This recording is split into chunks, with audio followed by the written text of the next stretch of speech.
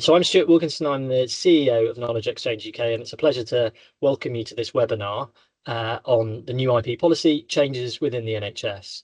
I'm aware that some of you will not be so familiar with Knowledge Exchange UK, so I'm just going to explain a little bit about us in a sentence or two. So we're a membership organisation that's been around for over 20 years. You might have heard of Praxis or Praxis Oral. We changed names a year ago to Knowledge Exchange UK. And our mission is to try and support how ideas can make a difference in the world through a variety of means or knowledge exchange and through a variety of different parties, universities, research organisations, NHS trusts, businesses and other organisations. And we do that through training, through the membership and the community events we do, as well as trying to represent these activities and the opportunities that arise from people collaborating to take ideas to make a difference in the world. So that's who we are, and we're delighted to welcome the team from the Department of Health and Social Care and their visitors who are going to do some case studies. So without further ado, I'm going to hand over to Clara, who's going to introduce the team who's presenting, and I'll pop up again at the end just to help deal with any Q&A. But over to you, Clara. Thank you so much, Stuart. We'll probably do intros as we go just for sake of time, but great to meet everybody. I am Clara Ballonin and I am the project lead for the IP guidance update for the NHS in England across the Department of Health and Social Care, NHS England and NIHR. So I'm just going to share my slides. So a quick overview of what we are going to run through today. So I'm going to give an introduction to the new guidance and its objectives, then a quick run through of what intellectual property and intellectual property rights are. I'll give an overview of the good practice principles. We'll then hear a case study from Martin Gosling at the University Hospital of Southampton, who will talk about their tech transfer approach and how they work with the University of Southampton on innovations. Then I will hand to Lindsay Georgopoulos from Mediapax, who will talk about their technology transfer capabilities and how they support the NHS. And finally, we will hear from my colleague Ming Lu about the next steps in the programme, and we'll open up for Q&A. So to kick us off, just to get a bit of a sense of who's in the virtual room today, my colleague Kathleen is going to pop a link into the chat. And I will start to talk through the results as they come through. If the link for any reason isn't working for you, we've also got a QR code on the screen, so please feel free to scan that and it will take you to the same survey as well. So I'll just pause here for a minute or two whilst people get their results in on that.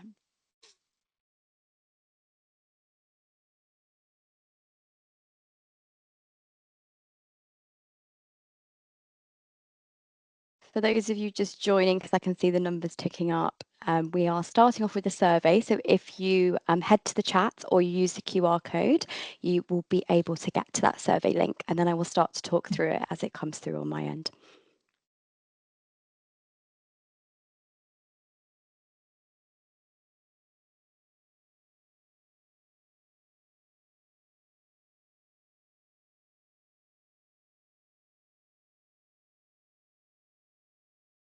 Okay, starting to get some results come through. This is great. Okay, so we've got some people who are from NHS Trust today. We've got some people from universities, some Cambridge Enterprise, King's College, NHS England. A bit of a mix so far. So we've got people who work in research and innovation. We've got head of IP commercialization. We've got some contracts officers, heads of tech transfer, heads of research. Amazing. Okay, so we've got a great mix in the room today. Also really good geographical spread. You can see we've got colleagues from across the country, which is great to see. And as well, we've got a lovely mix. The highest proportion of staff is from the research and development space. We've got about 50% of staff working in that area, about 25% of staff working in technology transfer. Okay, great, that's helpful. We've got a question in there that you've probably already seen by now, asking around how confident you are in your understanding of how intellectual property is managed in the NHS. So we've got about 40% of people rather saying that they've got a basic understanding of NHS intellectual property and relevant processes. hopefully we can start to shift the dial on that into more of an understanding on IP after today's session and how it applies in the NHS setting and what this new guidance means. And then we've also got a bit of a split around when working with organisations who provide or commission NHS services and making use of formal IP guidance. So we've actually got 30-30-30 split. So again, a bit of a split in the room, which is what we expect to see. And that guidance that people are using varies from organisational guidance to national guidance to local guidance. Amazing. Okay. So let's get started. So the aim of the updated intellectual property guidance is to promote consistent good practices, remove barriers to innovation and unlock opportunities for the NHS and the wider health sector. So this updated guidance replaces the 2002 version and it supports the 10-year health plan, the life sciences sector plan and also the government's economic growth mission. So what do we mean by intellectual property? I'm preaching to the choir on this one, so I won't spend a lot of time on this. But intellectual property refers to creations of the mind. So that could be innovations, written works, inventions, product designs, branding, and proprietary knowledge. We know that organisations who provide or commission NHS services and their staff generate and manage IP daily, whether that's through research, day-to-day service delivery, or innovation. So examples of this could include staff expertise, it could include training materials, it could include innovations that are developed with NHS resources or NHS generated data as well. An IP can be owned, it can be assigned, it can be licensed, or it can be shared in various ways. And we'll talk a bit more about this when we get into the steps of the guidance. And how about intellectual property rights? So intellectual property rights are legal protections for innovation and creativity, which formalise the ownership of intellectual property. So there are registered rights like patents and trademarks, and you've got unregistered rights like copyrights and other protections such as confidentiality for know-how and trade secrets. So for example, a new medical device may be patented whilst training materials are likely to be protected by copyright.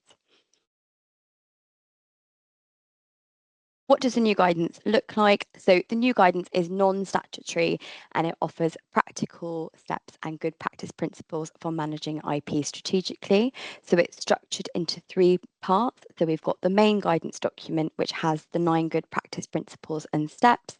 We've then got the case studies, which are real life case studies that we have gathered from the system over the past year or so in the development of the guidance. And these are anonymised as well. They're weaved into the different steps to actually bring the guidance to life. And then finally, we've got model agreements, templates and framework resources to help organisations manage IP, collaborate effectively and structure commercialisation in line with best practice. So the templates that are included in the guidance, we've got a non-disclosure agreement template, we've got a collaboration agreement template, and we've got a hand-back opt-out agreement so inventors or third parties can develop intellectual property. And then in the annexes of the main document, we have an IP policy framework template, which organisations can pick up and use to build their IP policy.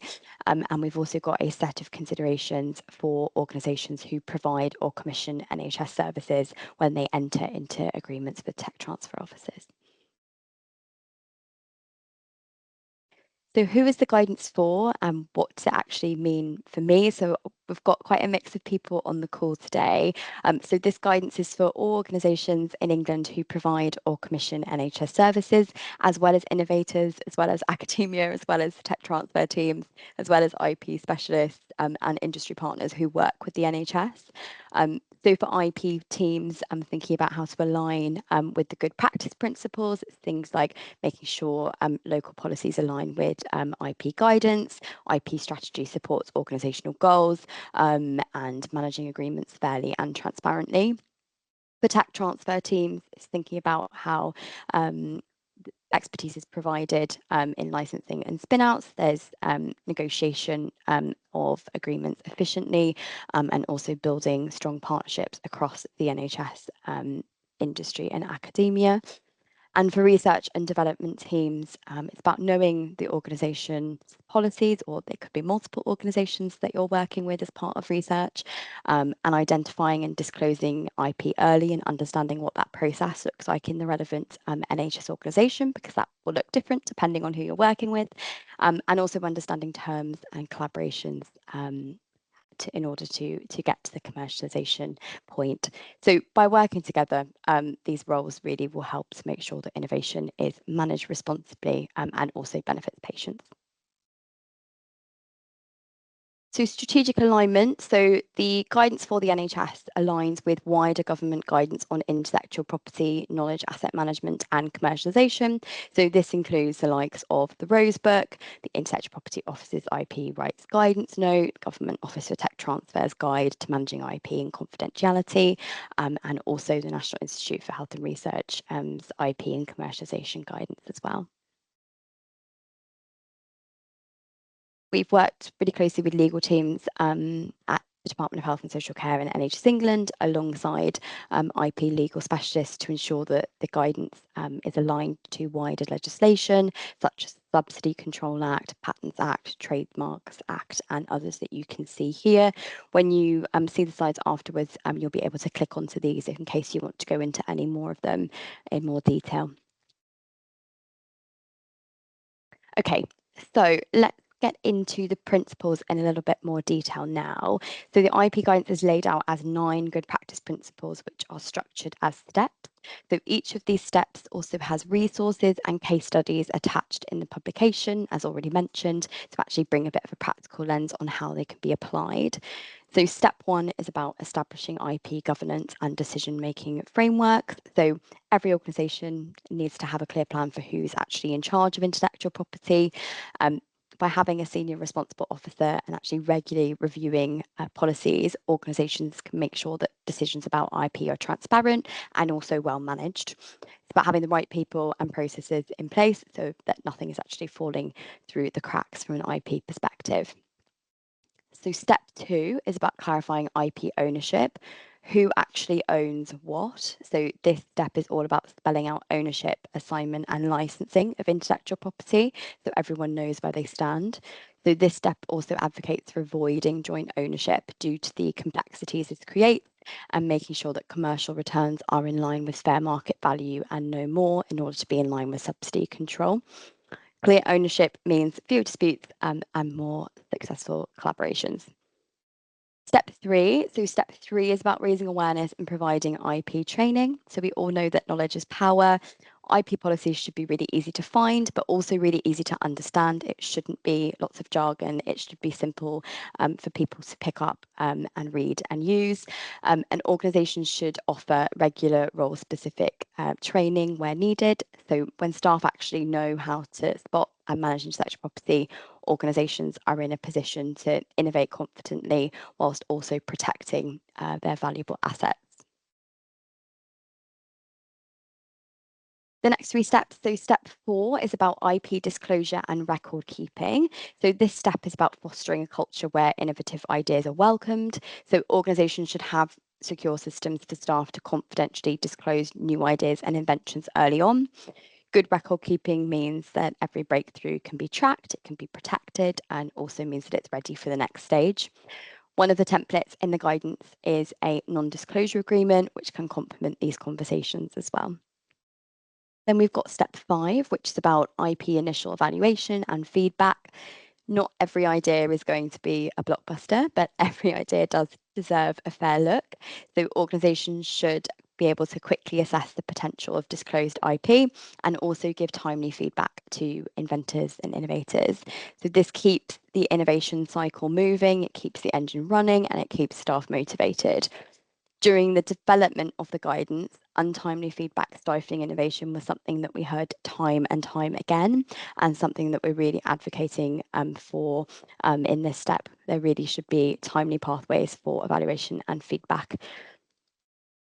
And then we've got step 6. So step 6 is around understanding IP rights and also IP protection strategies. So this is about protecting what actually matters. So organizations need a smart strategy for deciding which IP to formally protect, like patents or trademarks, and balance the need and benefits of formal IP protection with the costs. Expert advice should be sought here so that valuable assets don't slip through the cracks. And we've got step 7. So this is probably the meatiest part of the IP guidance. So step 7 is around IP development and commercialization. It's all about deciding the best route for the intellectual property. So whether that's non-commercial adoption, it could be staff or third-party development with NHS exit, or it could be strategic co-development for commercialization. So consideration should be given to the intended impact, NHS contributions, internal capacity, partner capability, contractual obligations, and market potential, just to list a few of the considerations in this step. The focus should be on flexible models that reward innovation and prioritise patient benefit over financial returns, helping to actually get the great ideas that make a real world difference out into the real world. Then we've got step 8. So step 8 is about IP asset management and tracking returns. So this is about keeping tabs on intellectual property. So organizations should have systems to manage agreements, record financial returns, and reinvest those returns to support future innovation. That will look very different depending on the type of organization. It could be a spreadsheet, it could be a very sophisticated case management system, and that will completely depend on the organization and the setup as well. And regular reviews ensure that IP portfolios stay aligned with strategic goals and also deliver value. And then finally, we have step 9, which is about accessing IP expertise and technology transfer capabilities. So we are not expecting NHS organisations to go at this alone. This is where a lot of you will come in. We're expecting organisations to tap into IP expertise, tap into technology transfer expertise, whether that's through university collaborations, it could be through regional networks, it could be through innovation hubs or in-house teams. We'll hear from a few case studies in a moment around different approaches to this, but the right support helps organisations actually commercialise IP efficiently and also effectively. We've also provided an annex around considerations for organisations when working with tech transfer capabilities to ensure they reflect NHS values as well. So one of the aims of the guidance is to make IP management a more transparent process in the NHS. So what actions are we actually expecting organisations to take, and what can you expect to change either within your organisation or when you're working with organisations that provide or commission NHS services? So we're expecting for IP policies and technology transfer arrangements to be made publicly available. We're expecting for organisations to assign a senior responsible officer and set up effective IP decision-making processes in organisations. We're expecting for policies to be reviewed and updated in line with this national guidance, which will also be reviewed on an annual basis. We're also expecting for training to be provided to staff on the importance of effective IP management and exploring and evaluating how organisations access technology transfer capabilities.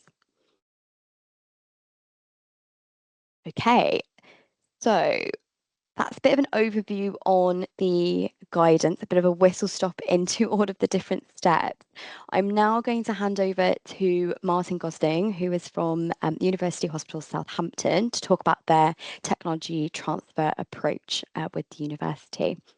Over to you, Martin. You've got about 10 minutes. All right. Good afternoon, everybody. Next slide, please. Next slide. So my name is Martin Gosling. I spent over 35 years in the private sector, moving into the NHS during COVID.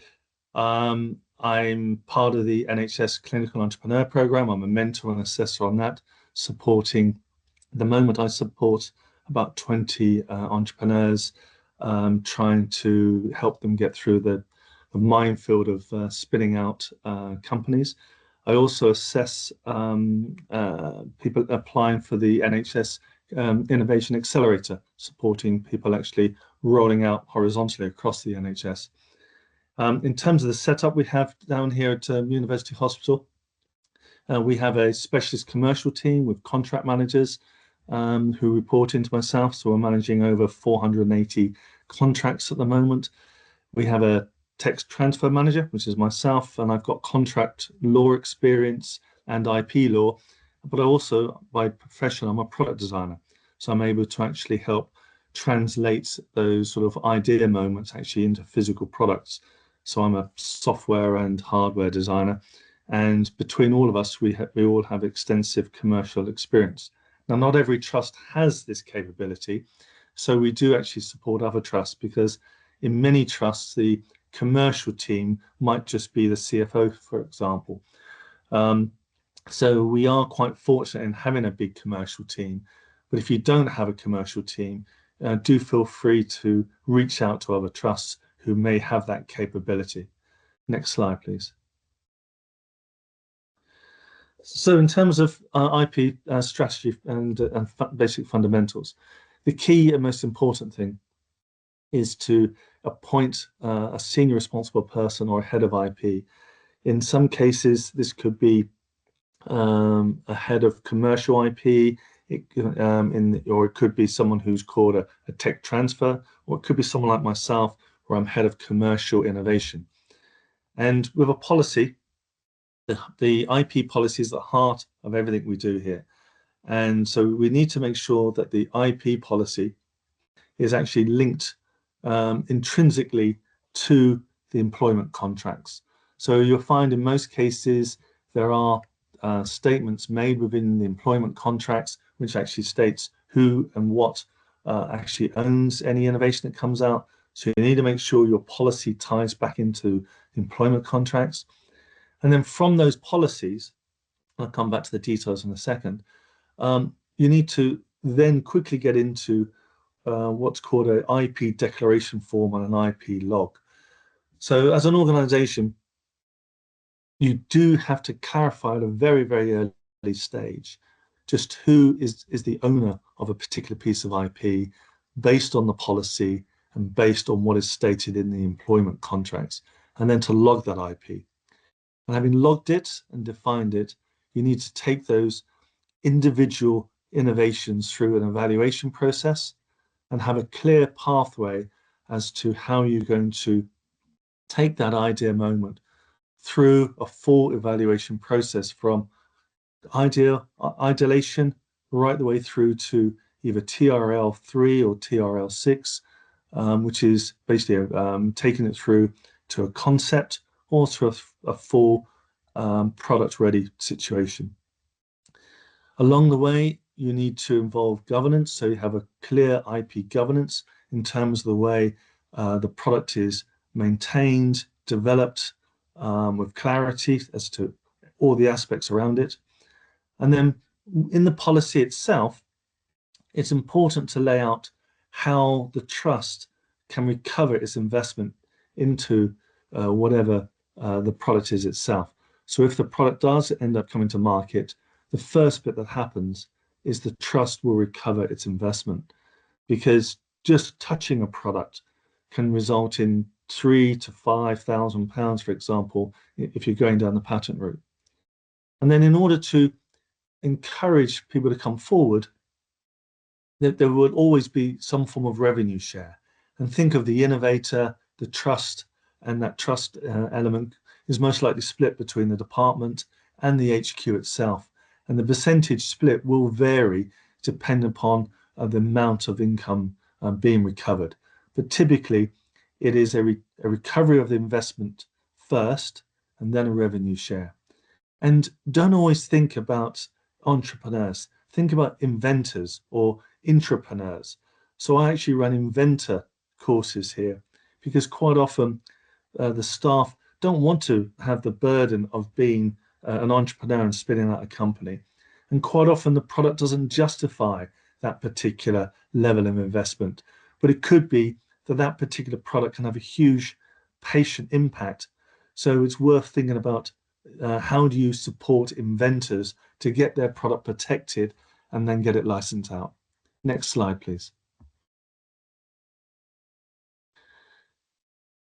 It's very key for most trusts who are heavily focused on the clinical environment and they don't have the legal knowledge or everything else to engage with a good set of external support partners.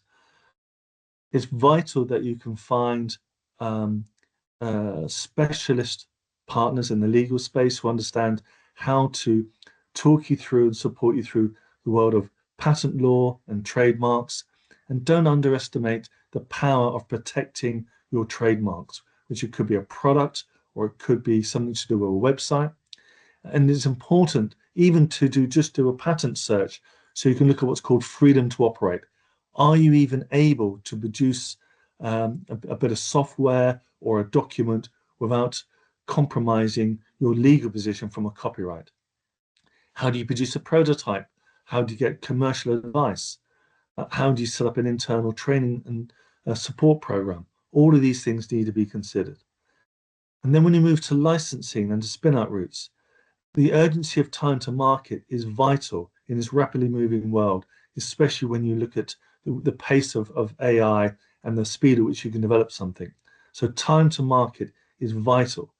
And you need to look at how you also combine complex situations where if you have a university linked to your trust, how you do revenue share. And then of course, funding. Funding is the key thing to all of this. So how are charities and grants and specialist investment organizations also going to get involved? Next slide, please. So then finally, what are the challenges that we've had here at the University Hospital? Well, even for an organization like ourselves, who have someone like myself, I've got 20 patents where I'm named already. I've got 8 patents with the NHS. And funding the very early stages of innovation, especially in the current climate, is very difficult. So I lean heavily on our charities for funding, especially even trying to get up to technology readiness level 3, just building prototypes. Dealing with joint IP with the university means you have to have regular conversations with the university IP transfer offices. And to understand the differences in the approach of a university to a hospital.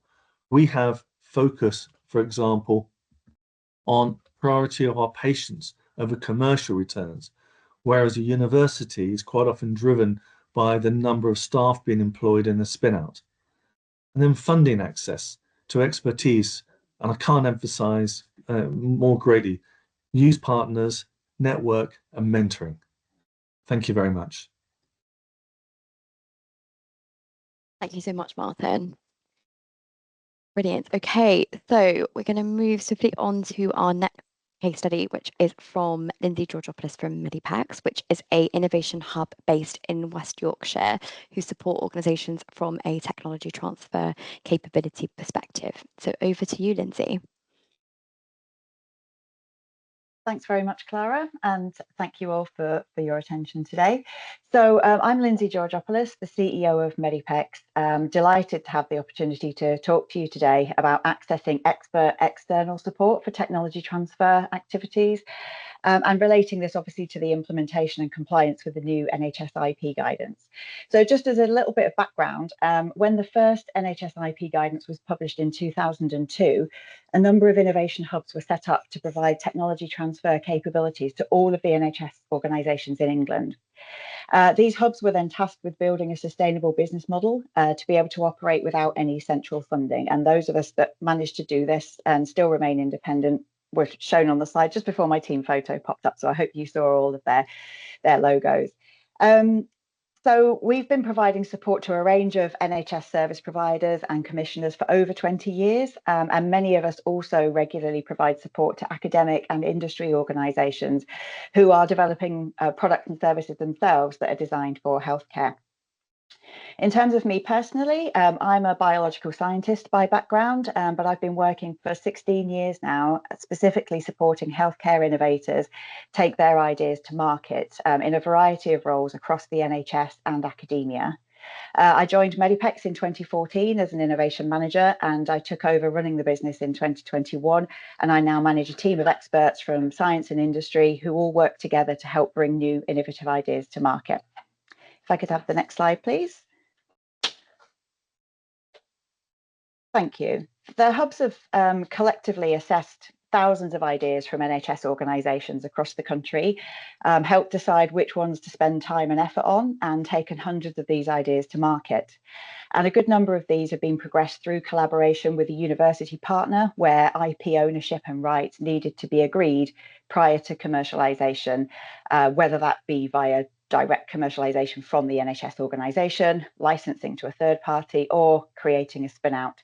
And I've just been looking at who's on this call today, and I recognise a lot of names on this call who we've either provided support to in these activities, or I've liaised with to sort out collaboration agreements between the NHS and academic organisations. Next slide, please. As you might imagine, we've experienced a number of challenges over the last 20 years in carrying out these activities that have resulted in some really good ideas not being developed effectively or at all in some cases. And these challenges were fed back to the Department for Health and Social Care and NHS England teams as they developed this new IP guidance. And these align really well with the first 3 steps of the guidance, as outlined by Clara earlier. So this builds a solid foundation to support the assessment and progression of innovative ideas that involve the NHS. So some of those challenges that have impacted on collaborations include lack of clarity over decision making, which has sometimes hampered negotiations and entering into third-party licensing contracts. And this has been addressed by step 1 of the guidance. Another issue has been lack of clarity and knowledge about IP ownership. For example, many NHS staff didn't know that the IP generated by them in the course of their normal duties belongs to their employer organisation. They may have come to informal agreements with collaborators about IP without involving the right people, and just not getting the right people involved early enough have been real issues over the last 20 years, and these are addressed by step 2 of the guidance. And the fact that many members of staff don't know how to access support for their ideas is also another challenge, which has been addressed by step 3. If I could have the next slide, please. So the purpose of this case study presentation is to outline how accessing external technology transfer capabilities can be a really great way to support all of the steps in the guidance, which, whilst written for the NHS, are likely to be principles that also apply in academic organisations. So although accessing external support is shown as step 9, I'm sure everyone on this call will agree that the earlier that specialist support is brought in, the better, as more pitfalls can be avoided and we can maximise the time and resource efficiencies for everybody involved.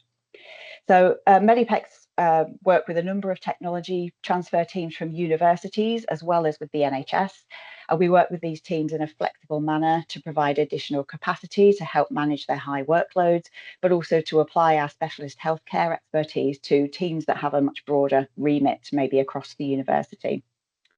Next slide, please. We believe that outsourcing technology transfer capabilities is a really cost-effective means to obtain access to multidisciplinary teams with a diverse range of experiences and backgrounds that enables the input of multiple different viewpoints through an objective lens.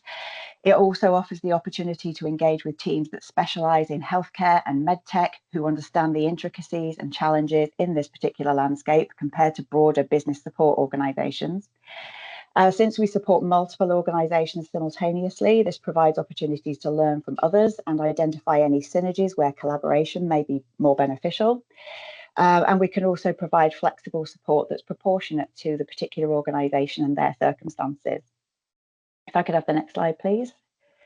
So case study 16 in the guidance outlines the types of services that innovation hubs routinely provide directly to innovators, but also to the commercialization teams, technology transfer teams, and then we also support the more strategic steps of the guidance, 1 to 3, as outlined by Clara and Martin earlier. Some of the organisations shown along the bottom here, including Medipex, also offer training on these aspects to a variety of audiences, including NHS, academia and industry.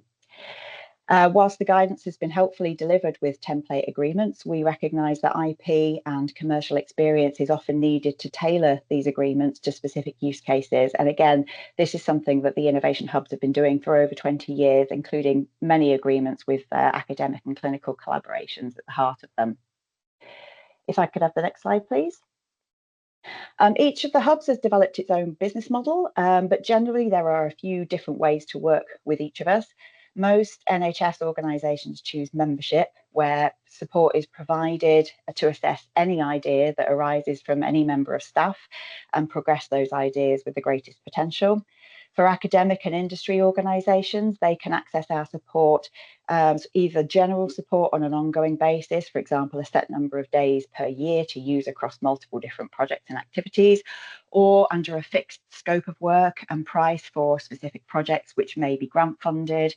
Our bespoke proof of market reports are especially popular amongst academic and industry teams, where we explore market opportunities, competitors, fit with clinical pathways, who are the decision makers, what are their drivers and needs, what does that value proposition need to look like, and sort of mapping the commercial route to market as well. And our website provides a lot more information on this, and I'll put a link in the chat when I finish talking. Could I have the next slide, please? So as you might expect, we do collect feedback to ensure that what we're doing is valuable and to act on any suggested improvements or additional services that may be required as the landscape is ever changing. And you can see some of the lovely comments that have been received from Medipex and Health Tech Enterprise Hubs, showing that research innovation teams, as well as individual innovators, value our support very highly and choose to work with us year after year, which is great. If I could have the next slide, please. Just to bring this to life a little bit, I wanted to highlight a specific case study, which is from one of our NHS projects that we're supporting at Leeds Teaching Hospitals NHS Trust, where we supported an innovator to independently validate that there is an unmet need for their idea that's wider than their own organisation. And we've provided some support to demonstrate that there is a market for their idea that's worth pursuing commercially. We also advised on intellectual property protection and facilitated introductions to a patent attorney to protect the idea. And our team also identified and highlighted suitable grant funding opportunities and supported the development of a successful application that helped further develop and test the idea, which has generated evidence to support commercialisation and hopefully future adoption beyond the organisation where it was developed. And we're currently supporting them with outreach activities to engage potential licensees with a compelling business case, and we're going to assist them with the commercial negotiations as well, making sure that the NHS Trust gets the return that Martin was talking about earlier on. If I could have the next slide, please. So independent technology transfer organisations are often very well connected with other parts of the ecosystem, which enables the fostering of collaborations, signposting to other specialist support, and general broadening of knowledge. We also often host our own competitions, conferences, training and networking events that can be useful to innovators and their supporters as well. So if I could just have the last slide, please. I'd just like to thank you for your time. Don't hesitate to get in touch if you want to find out any more, and I hope to hear from some of you soon. Thank you. Thank you so much, Lindsay, and thank you so much, Martin, as well. We will have time for questions at the end for both Lindsay and Martin, so do start to pop those into the chat and we'll get to the Q&A shortly. I'm now going to hand over to my colleague Ming Lu, and she is going to talk through next steps. Thanks, Clara. So we have a few things going on as part of our comms and dissemination strategy that we'll quickly run you through. And we're also doing an evaluation of the guidance and its implementation, which we'll also quickly talk through. Webinar, so this is part of a webinar series segmented for various audiences. We've got one more coming up next week on the 11th of December for organisations providing or commissioning NHS services. And there's also one on the 5th, this Friday, tailored for innovators. For both clinical and non-clinical innovators, those external to the NHS as well, who are looking or interested to work with the NHS or get the innovations into the NHS. So these will have similar content to this one, but have various different case studies that are more tailored to the audiences. My colleague Kathleen will share the registration links in the chat now in case you're interested to join any of the others or wish to share with colleagues. We'll also circulate the slides with you after this webinar, which have the links. And also the recording for all our webinars will be available on the NHS Learning Hub, the NHS Futures platform as well. This one will also be available on Knowledge Exchange's website, and the recording of the one for the Innovators one will also be available on the Clinical Entrepreneur Program's website, which is publicly available. As part of our next steps, we also have an evaluation program. So this is the first time that we've updated the guidance in over 20 years. So we really want to know what the experience has been for organizations in terms of implementing the changes set out in the guidance. The evaluation is beginning now and will run till the end of next year, and is led by a collaboration of 2 health innovation networks and will be overseen by the Department of Health and Social Care and NHS England joint central team for this IP guidance. The evaluation will be split into 3 parts. So the first will be the baseline snapshot evaluation of IP management across the NHS through a sector-wide survey. So this really to understand current IP management across the NHS in England, identify priority knowledge gaps, and gather intelligence on good practice principles, innovations, commercialization, and training.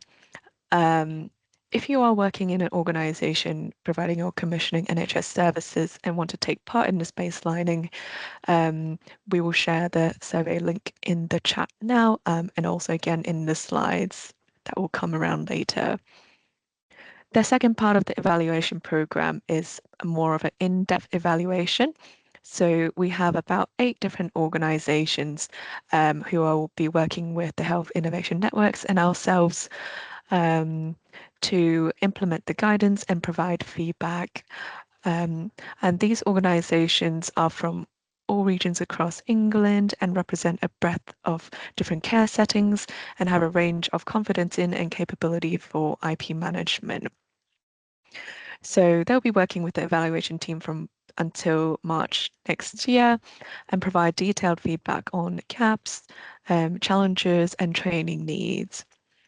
And last of all, there'll be a follow-up snapshot evaluation through the survey again next year, 12 months from the baselining, with the same sites that completed the initial exercise. Overall, the insights from these evaluation will help us to understand how easy the guidance is to use in practice, which sections work well, and which organizations find more challenging to adopt. It will allow us to look into how organizations are getting on with the actions, adoption of the guidance, and identifying any gaps.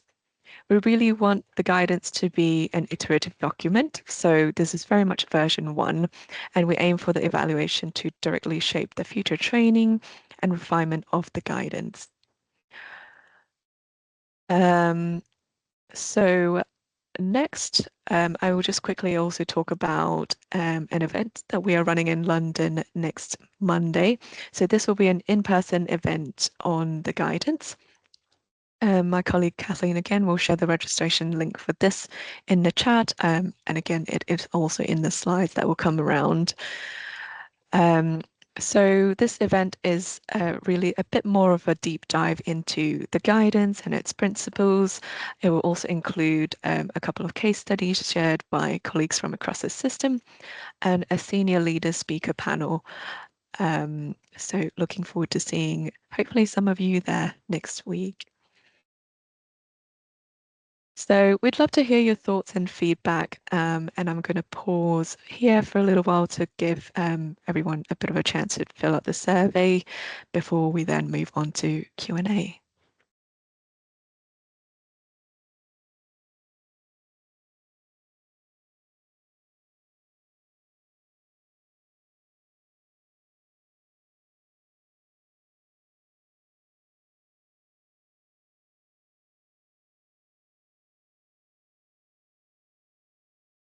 Smashing. Well, while we're waiting for that, just to say, if you do have questions, I know a couple have gone into the chat. Do please put them in the Q&A as well. We can just find them easier, but I will dig out those two questions from the chat before we do, but just a plug that if you do have questions, the Q&A icon would be great to put them in. I guess you might have questions about the policy, might have questions about the case studies, or might have more detailed questions about the practice of technology transfer that we can sort of field.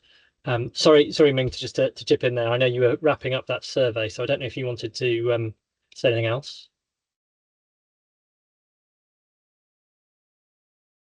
And no, I think we can. Sorry, yeah, I think we can move on to Q&A. Cool. Just to underline one really easy, quick question that's come up in the chat. This recording and the links will be available through a number of means after this webinar. So they will be on the KUK website, and we'll send a link to that. But as Ming mentioned, there are a number of different other webinars and for different groups that will also be available afterwards too. So that information will flow to you afterwards, including the slides, I believe, and possibly even some of the survey results as well that have been going on during the session. So thank you. I noticed there's been a couple of questions in the chat, one of which I think is useful to pick up in this forum, which is around repeating the comment about trusts recovering investments used in development. So I hope the team can see that in the chat section from Tom. And I don't know if anybody in the team would like to respond to that about the comment on trusts recovering investments used in development and whether this is explicit recovery. Martin seems like he's got his hand up. So Martin. Yeah, sure. It's because I actually made that comment. What I meant by that was, say a trust invests £5,000 to £10,000 in reaching out to a patent attorney to carry out a patent search and to then file a patent. And then the product goes on to be licensed to a third party. And the trust then receives £50,000 worth of license fees. Before those fees are then split according to the revenue share agreement, the trust would recover its investment into getting the product ready for licensing first. So out of that 50,000, it would recover its £5,000 or £10,000 that is invested, and then the remaining 40,000 would be subject to the revenue share split. So that's the typical way that the IP policy would work. Hopefully that clarifies that particular point. Smashing. And do chip in, presenters, if you've got anything to add. There are I'm just going to mention a couple of questions that we can pick up. So one is in the chat, which relates to getting in contact with a small NHS trust and the challenges of getting in contact. The other one is in the Q&A, which talks about apologies, that has now disappeared from my line of sight, but it was talking about joint ownership between universities and NHS trusts. So I don't know if we wanted to pick those two off. Anybody wanted to speak to those? Yeah, I'm happy to start with those, and then anyone else can jump in as well. So for the first one, I think that's been put in the chat by Catherine. I'm not sure where you work, Catherine, and whether you're working in academia or you're working in potentially another NHS organisation. But I would suggest if you're not getting anywhere with the trust itself, tapping into the Health Innovation Network and using sort of that as an angle and as a way in to have a slightly different conversation with that NHS trust. At the end of the day, the specifics around the IP and agreeing revenue share will be discussed and agreed on a local basis. Some organisations may have that in their IP policy. Some may negotiate that individually for each different scenario that comes up. So it really depends on that organisation. But hopefully that helps to sort of steer from that perspective and sort of any challenges around that, please do reach out to us at ip@dhsc.gov.uk. We're happy to help where we can. I think the second question was around joint ownership or joint. Yeah, so this is in the Q&A chat. IP. Yeah. Yeah. around jointly developed IP. So in the guidance that we have published, there is an annex that is for building IP policy in organisations, and part of that is about IP ownership. So there's a section on having statements, and one of those is around making sure that it's clear for NHS staff who perhaps have joint appointments or honorary appointments. Some NHS organisations have joint IP policies with the universities that they work closely with. And Martin, you may want to come in here and talk a bit about that, but it will depend on the local setting. Yeah, I mean, certainly, I mean, it's very common for certainly as you move up through the ranks, so at a consultant level, for example, who are quite often, say, a professor, they would have, say, 3 or 4 colleagues. They'd be a part of a big team. And it could be that, say, 3 of the team, the IP belongs to the university, and the 4th member belongs to the trust. So it's very important, as I said, to have a good working relationship with the tech transfer office with the university. So you have a good understanding and a good feel as to, first of all, who will drive the policies, who will drive the agreements. And what I do is we've agreed jointly that because the university does more spin outs than a hospital does, that where it's a case of a joint IP, the university does the spin out, but they liaise with me on all aspects. And when it's a 50-50 split, we again look at who's going to be getting what and everything else. The difficulties arise based on the way in which a university is actually measured. As I stated, the universities are driven by how many companies do they create, how many local people do those companies then employ, whereas a hospital is driven by something slightly different, i.e. how quickly can we support patients, how quickly can we get innovations in front of patients and things like that. But by working together, we can usually come to a really good compromise that makes commercial sense for all parties involved. And it is working together to make sense of these things. And everything tends to be a practical compromise on these things. And in in the past 5 years, I haven't found a single situation where we haven't been able to sit down and work out something that just makes sense for all parties. So as I said earlier on, it just it's absolutely vital that you just have that good communication link with that transfer office, with the university, so you can sit down and discuss all these things right from the outset, because these projects usually are taking place over a number of years. So if you lay down the rules, get clarification as to who is involved from day one, you can start this process 2 or 3 years before you need to make a final decision, and it's usually quite clear as to which way the path should go.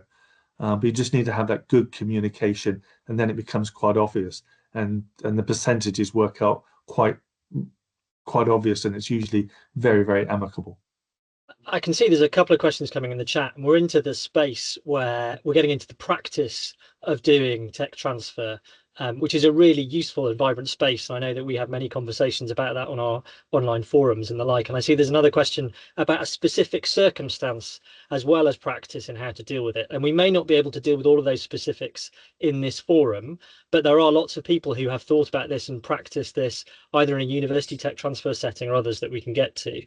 So we may have time to come back to the specifics about working in an NHS and inventing elsewhere. But I think given the limited amount of time, it may be worth talking about some of the other questions that's come up, such as compensation for non-inventive contributions and how that might be dealt with in an NHS setting. I don't know if the panel have any views on that. And then there's also another question, particularly about how working with an organisation like yours, Lindsay, would work. So I guess not to frustrate those conversations, I think there will be lots stimulated about the practice of doing things, and at KUK I think all the panelists would be happy to pick up those conversations. But I don't know if anybody wanted to if anybody wants to pick up the compensation for non-inventive contributions comment, and then perhaps moving on to Lindsay about the comment directly to her. I'd be interested if Martin and Lindsay, from your point of view of working with various NHS organisations, sort of your take on this one. I think it is. I don't think there's a very clear answer to it, unfortunately, but it is something that comes up a lot. And I know we did a huge piece of work with the various NHS Wales organisations last year to develop a harmonised IP policy.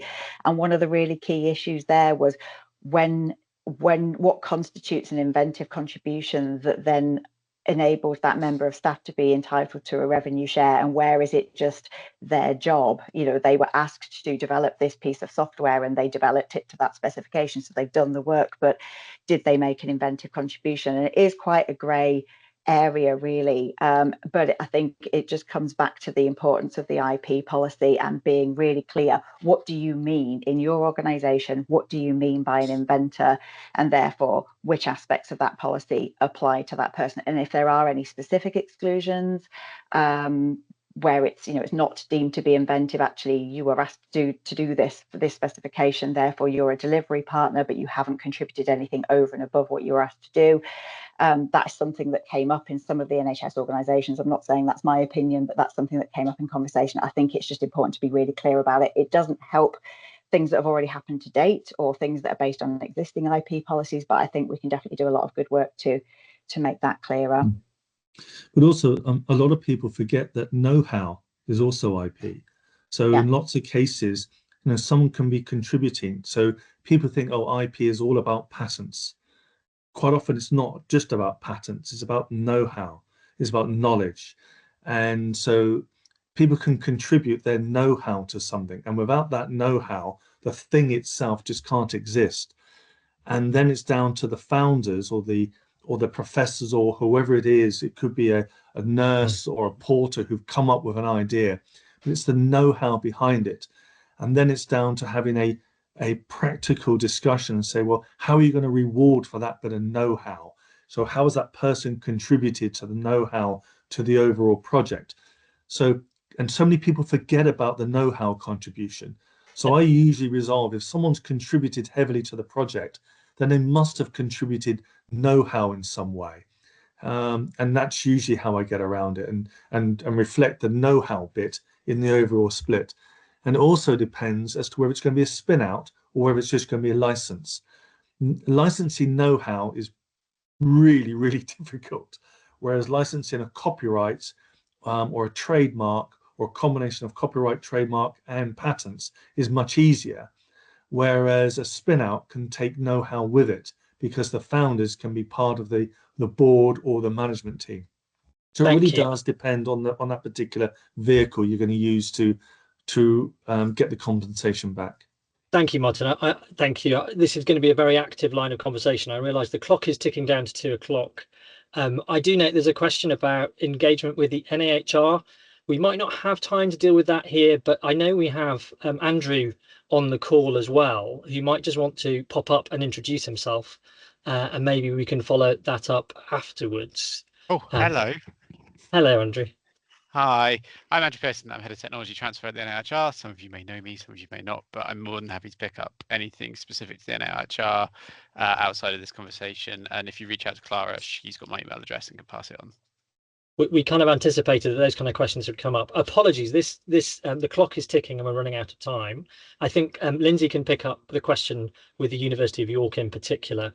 I just wanted to wrap up and give people a guilt-free pass to go on to their next thing at 2 o'clock likely, but just to say there will be surveys that you can fill in after this. We'll send a survey out as well. Those best practice questions and the how to do and the specifics, they're very, very common in this space. And what I find with this community, the community that we represent in Knowledge Exchange UK, is everybody's willing to help each other. One of the things that's a great joy is our online platform and our networking events, where the kind of insights you're getting from Martin, many people are willing to share their experience of how they've dealt with particular situations or think about the situations that belong to you.